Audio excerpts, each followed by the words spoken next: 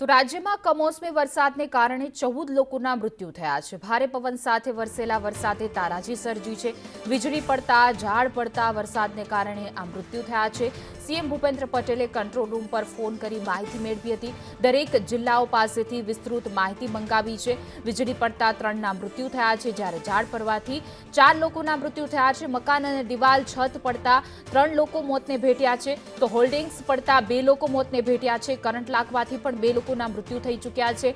જેમાં વિગતવાર વાત કરવામાં આવે તો વિરમગામ, આણંદ અને ઠાસરામાં એક વ્યક્તિનું મોત થયું છે। દેવગઢ બારિયામાં 2 વ્યક્તિના મોત થયા છે, તો નડિયાદ અને મહેમદાબાદમાં પણ 2 લોકોના મૃત્યુ થયા છે। દસક્રોઈનમાં પણ 1, તો ભિલોડામાં 2 લોકો, વડોદરામાં પણ 3ના મોત થયા છે। 16 વ્યક્તિઓને નાની મોટી ઈજા થઈ છે, જ્યારે 26 પશુઓના મૃત્યુ થઈ ચૂક્યા છે। 7 મકાનોને નુકસાન થયું છે। આજે કમોસમી વરસાદ વરસ્યો તેને લઈને મોટી તારાજી સર્જાઈ છે।